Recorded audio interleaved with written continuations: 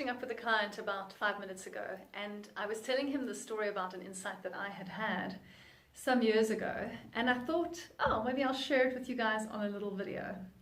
So I was telling him about how it's so wonderful to have old friends, because our old friends, they really know us, you know. We've got all these old stories, and you've got all the insider jokes and all of these things that we can just connect on instantly. We know what they like, they know what we like, they know who we are and what we are. But the downside with our old friends is that they knew us when. You know what I mean by that? They knew us when we were stroppy little difficult brats, or from my point of view, they knew me when I was deeply sensitive, hated criticism, had to be the winner all the time, was a prover in order to be enough. They knew me when. And I had this experience a couple of months ago. I was going with some friends of mine in Cape Town on a cold water experience. So the husband does these cold water experiences where he takes people into the freezing cold sea at Komiki. And they do that whole Wim Hof thing where you do the breathing and then you settle your body into it and you stay there for 10 or 15 or 20 minutes depending on what you can tolerate. And it's supposed to do all this wonderful stuff for your health. And they've been telling me for years, when you come to Cape Town, you have to do this with us. And I hate being cold. And I'm so cold all the time. In fact, I'm cold right now. So it's just something that I avoid like the plague. But no, Ange, you've got to do it, you've got to do it, you've got to do it. So I said, okay, fine, I'll do it when I come to Cape Town. So lo and behold, I'm in Cape Town with them. And they say, are you going to come and do this cold water experience with me? So I was like, okay, yeah, cool, I'll come and do it because I'm up for a challenge, right? Because one thing I do is I rise to a challenge. So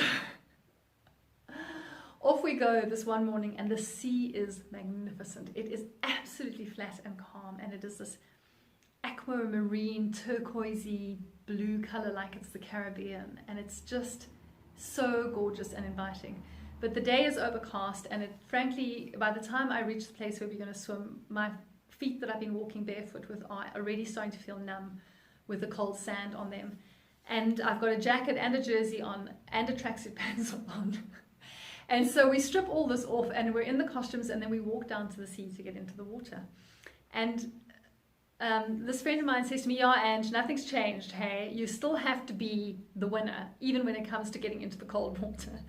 Because I got into that water just like all speed ahead. And you know, at the time I was thinking to myself, well, I really hate the cold, I don't want to get into this water, but I'm determined to fulfill this challenge. So I'm just focused, I'm just going to go straight in, I'm going to go in as fast as I can, I'm going to get right submerged as fast as I can. And his comment is, oh yeah, you're in competition again. You have to be the winner again. So it's interesting because, you know, they're old friends. This is his idea of me. It doesn't matter how many years I've worked on myself. It doesn't matter what insights I've had. It doesn't matter what changes I've made in order to become this better person that I always thought I had to be. In the end, they know you as they always knew you. And so they always think of you as that same person, regardless of what you've done to become something different. And new friends are wonderful because they know you only as you are today. You know, they meet you and they get a sense of you as you are in this moment. And so that's who they think you are. And that's who they know you to be. And I was thinking about this the one time a few years ago, and I realized that of all the people who were my oldest friends, I am the oldest. And despite all the work that I've done and all the effort that I've put in and all the insights that I've had, I was the person who most thought of myself as that same individual that I used to be. I was my oldest friend. And that was such an insight for me to realize that I'm the one that keeps me stuck in this idea of who I used to be, thinking that I'm still that person, thinking that I still have to change to be somebody else, to be a better individual. That was me that got myself stuck in that.